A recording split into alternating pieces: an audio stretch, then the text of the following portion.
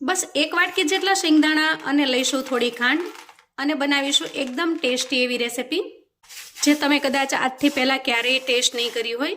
ખૂબ જ ટેસ્ટી અને એકદમ મજેદાર બનીને તૈયાર થાય છે. આ રેસીપીને તમે વ્રત ઉપવાસમાં ખાઈ શકો છો અથવા તો સામાન્ય રીતે મીઠાઈની જેમ પણ વાપરી શકો છો. તો બસ ફટાફટથી બનીને તૈયાર થશે એવી ટેસ્ટી રેસીપી કે તમે એને ક્યારેય ટ્રાય નહીં કરી હોય. ખૂબ જ ઝડપથી બને છે અને ઘરની વસ્તુઓથી બનીને તૈયાર થાય છે. તો હેલો ફ્રેન્ડ્સ, ધમુસ કિચન એન્ડ વ્લોગ પર તમારું સ્વાગત છે. આજે માત્ર 1 વાટકી શિંગદાણા અને થોડી ખાંડથી આપણે ખૂબ જ ટેસ્ટી એવી રેસીપી બનાવીને તૈયાર કરીશું. તો ચાલો ઝટપટ બનાવવાની રીત જોઈ લઈએ. અહીંયા ગેસ ઓન કરી અને ગેસ ઉપર મેં કડાઈ મૂકી છે અને 1 વાટકી જેટલા હું શિંગદાણા ઉમેરું છું. શિંગદાણાને આપણે થોડા રોસ્ટ કરી લેવાના છે, શેકી લેવાના છે. તમારી પાસે જો શેકેલા શિંગદાણા પડ્યા હોય તો તમારે આ સ્ટેપ કરવાની જરૂર નહીં પડે, પણ મારી પાસે આ કાચા શિંગદાણા પડેલા છે એટલા માટે એને શેકવા ખૂબ જરૂરી છે, કેમ કે કાચા શિંગદાણા કરતાં શેકેલા શિંગદાણાનો ટેસ્ટ ખૂબ સરસ આવે છે. તો અહીંયા ગેસની ફ્લેમને આપણે એકદમ સ્લો પર રાખી થોડી વાર માટે શિંગદાણાને સારી રીતે શેકી લઈએ. હવે જુઓ, અંદાજે 1 મિનિટ જેટલો સમય થાય એટલે આપણે ચેક કરી લઈએ.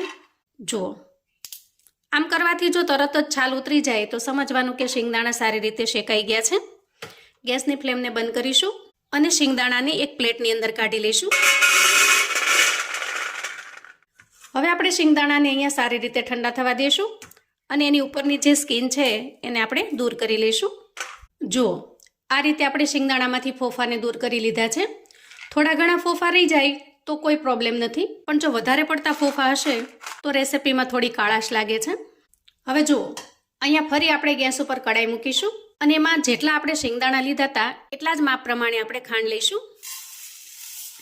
આ રીતે ખાંડ ઉમેર્યા પછી આપણે શિંગદાણાને ઉમેરી દઈએ અને બંનેને સારી રીતે મિક્સ કરી લઈએ. અહીંયા ગેસની ફ્લેમને આપણે એકદમ હાઈ પર રાખી દઈશું અને આ રીતે બંનેને થોડી વાર માટે પહેલાં ગરમ કરી લઈશું. હવે થોડું ગરમ થાય એટલે આપણે એમાં 1 ચમચી જેટલું પાણી ઉમેરવાનું છે અને આ રીતે પહેલાં મિક્સ કરી લેવાનું છે. અહીંયા ગેસની ફ્લેમને આપણે બિલકુલ ધીમી નથી કરવાની, હાઈ પર જ રાખવાની છે. આ રીતે થોડું મિક્સ કરી લીધા પછી આપણે એને એમનેમ રહેવા દેવાનું. હવે આપણે એને બિલકુલ ચલાવીશું નહીં. અહીંયા ખાંડને આપણે પીગળવા દેવાની છે. આ રીતે હાઈ ફ્લેમ ઉપર 1 મિનિટની અંદર જ ખાંડ સારી રીતે પીગળવા માંડશે, કેમ કે આપણે આના અંદર થોડું અમથું પાણી ઉમેર્યું છે. સામાન્ય રીતે એમનેમ જો ખાંડને કેરેમલાઇઝ કરવી હોય તો લગભગ 3 થી 4 મિનિટનો સમય થતો હોય છે, પણ આ રીતે એકદમ ઝડપથી ખાંડ છે એ પીગળી જશે. જુઓ, અહીંયા નીચે પીળો કલર થઈ ગયો છે એટલે ધીરે ધીરે ખાંડ છે એ હવે પીગળવા માંડી છે. આ સ્ટેજે આપણે એને ચલાવી લેવાનું છે. હવે જુઓ, અહીંયા ખાંડ એકદમ સારી રીતે કેરેમલાઇઝ થઈ ગઈ છે, સારી રીતે પીગળી ગઈ છે.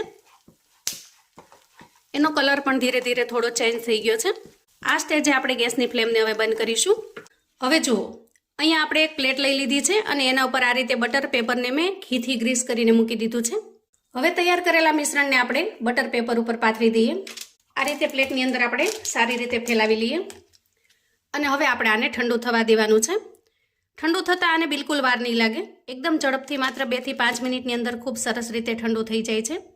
એવું લાગે તો તમારે થોડી વાર માટે એને પંખા નીચે રાખી દેવાનું, એટલે ઝડપથી ઠંડુ થઈ જશે. હવે જ્યાં સુધીમાં શિંગદાણા અને ખાંડનું મિશ્રણ ઠંડુ પડે ત્યાં સુધીમાં આપણે થોડી આગળની તૈયારી કરી લઈએ. તો અહીંયા હું 1 કપની અંદર મિલ્ક પાવડર લઉં છું. અંદાજે 3 ચમચી જેટલો આપણે અહીંયા મિલ્ક પાવડર લઈશું. જુઓ, આ રીતે. હવે આપણે મિલ્ક પાવડરમાં 3 ચમચી જેટલું દૂધ નાખી દઈએ અને એને મિક્સ કરી એકદમ સરસ ઘોળ જેવું બનાવી લઈએ. જરૂર પડે તો આપણે 2 ચમચી જેટલું દૂધ થોડું વધારી દેવાનું, આ રીતે, અને ચમચીની મદદથી એકદમ સરસ લમ્સ ફ્રી એવો ઘોળ બનાવી લેવાનો. હવે તૈયાર થયેલા ઘોળને આપણે સાઈડ પર મૂકીશું. તો અહીંયા ખાંડને શીંગનું જે આપણે મિશ્રણ બનાવેલું છે એ સારી રીતે ઠરી ગયું છે.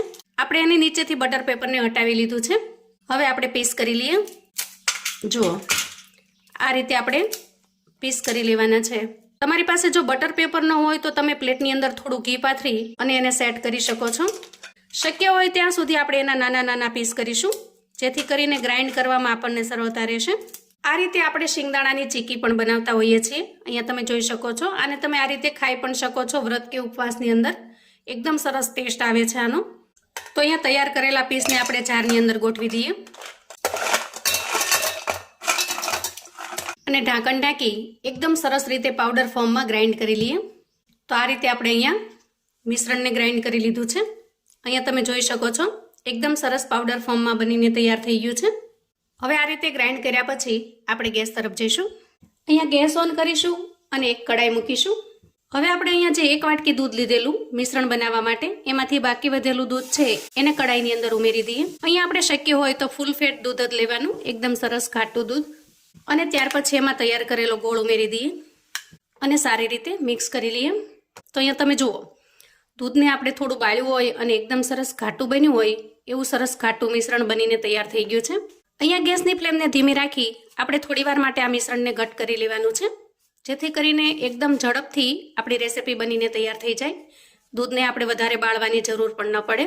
અહીંયા મિશ્રણ એકદમ સરસ ઘટ થઈ ગયું છે. આ સ્ટેજે આપણે શિંગદાણા અને ખાંડનો જે ભૂકો તૈયાર કરેલો છે એને ઉમેરી દઈએ અને મિશ્રણમાં સારી રીતે મિક્સ કરી લઈએ. હવે આ રીતે એકદમ સરસ સારી રીતે મિક્સ થઈ જાય ત્યાર પછી આપણે અહીંયા અડધી વાટકી જેટલું ડેસિનેટેડ કોકોનટ એટલે કે ખમણેલું નાળિયેર ઉમેરીશું. એકદમ ઝીણું જે આપણને બજારમાં આસાનીથી મળી જાય છે. અને સારી રીતે મિક્સ કરી લઈએ.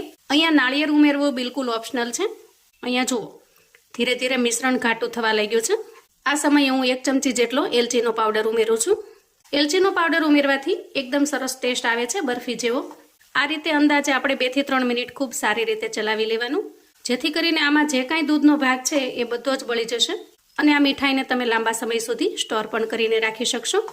આ રેસીપીમાં તમારે 1 ચમચી ઘીનો પણ ઉપયોગ કરવાનો નથી. અહીંયા ધીરે ધીરે આપોઆપ ટોપરાની અંદરનું જે તેલ છે અને શીંગની અંદરનું જે તેલ છે એ રિલીઝ થઈ રહ્યું છે. અહીંયા તમે જોઈ શકો છો, જુઓ. અને મિલ્ક પાવડરને દૂધમાંથી પણ થોડું ઘણું ઘી છૂટું પડ્યું હોય. આમ કરવાથી ટોટલ એકદમ સરસ રેસીપી છે એ માવેદાર બનીને તૈયાર થાય છે. હવે જુઓ, મિશ્રણ એકદમ સરસ ઘટ થઈ ગયું છે. અહીંયા તમે જોઈ શકો છો એની સપાટી એકદમ સરસ ચમકીલી લાગે છે અને પેનને પણ છોડી રહ્યું છે. જુઓ, આસાનીથી પેનને છોડી દે છે. એનો મતલબ છે કે એકદમ સરસ રીતે આપણી મીઠાઈ પરફેક્ટ રીતે બનીને તૈયાર થઈ ગઈ છે. અહીંયા ગેસની ફ્લેમને બંધ કરીશું અને મીઠાઈને આપણે સેટ કરી લઈશું.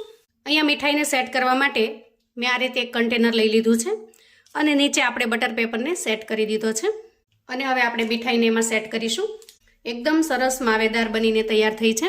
અહીંયા મીઠાઈનો કલર પણ એકદમ સરસ ગોલ્ડન બ્રાઉન કલર જેવો થયો છે, કેમ કે આપણે શિંગદાણામાંથી ફોફાને દૂર કરી લીધેલા.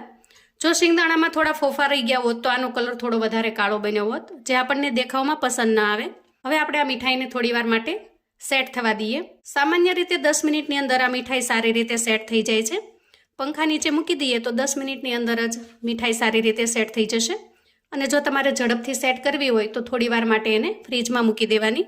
મીઠાઈ સારી રીતે સેટ થઈ જાય પછી આપણે એના ઉપર ગાર્નિશિંગ કરી લેશું અને એના પીસ કરી લેશું. હવે જુઓ, મીઠાઈ અહીંયા સારી રીતે સેટ થઈ ગઈ છે. તો અહીંયા મીઠાઈને આપણે ડિમોલ્ડ કરી લઈએ. જો આ રીતે થોડું ટેપ ટેપ કરી દેવાનું. હવે આપણે એનો ઉપરનો જે બટર પેપર છે એને કાઢી લઈશું અને આ રીતે મીઠાઈને આપણે અહીંયા સેટ કરી દઈશું. તો અહીંયા થોડી બદામની મેં આ રીતે કતરણ કરી લીધી છે અને થોડી પિસ્તા લીધી છે. હવે આને થોડું સ્પેચ્યુલાની મદદથી આપણે દબાવી દઈશું એટલે સારી રીતે સેટ થઈ જશે. એકદમ સરસ માવેદાર એવી આ બરફી બનીને તૈયાર થાય છે. મોઢામાં મૂકતા જ એકદમ સરસ પીગળી જાય એવી સોફ્ટ પણ બને છે. અને તમે કોઈ પણ શેપની અંદર કટ કરી શકો છો. હું અત્યારે ચોરસ શેપમાં કટ કરી રહી છું. તો જુઓ, અહીંયા આપણી એકદમ ટેસ્ટી એવી મીઠાઈ બનીને તૈયાર થઈ ગઈ છે. મોઢામાં મૂકતા જ પીગળી જાય એવી સરસ બનીને તૈયાર થાય છે. જુઓ, તો મિત્રો, આવું અવનવું જાણવા માટે અને મને સપોર્ટ કરવા માટે ચેનલ પર જો તમે નવા છો તો પ્લીઝ ચેનલને સબસ્ક્રાઈબ કરો. વિડીયો ગમે તો લાઈક અને શેર કરો. તમારા સગા સંબંધી મિત્રોને પણ આપણી આજની આ એકદમ ટેસ્ટી એવી મીઠાઈની રેસિપી ચોક્કસથી શેર કરજો, જેથી એ લોકો પણ બનાવીને તૈયાર કરી શકે, એન્જોય કરી શકે અને એના પરિવારને પીરસી શકે. કોમેન્ટમાં મને ચોક્કસથી જણાવજો મિત્રો કે આજની આપણી આ ટેસ્ટી એવી મીઠાઈની રેસિપી તમને કેવી લાગી છે. અને હા, તમે મારો વિડીયો ક્યાંથી અને કયા ગામથી જોઈ રહ્યા છો એ કોમેન્ટમાં લખવાનું બિલકુલ ભૂલશો નહીં. ફરી મળીશું એક નવી રેસિપી સાથે. ત્યાં સુધી આવજો મિત્રો.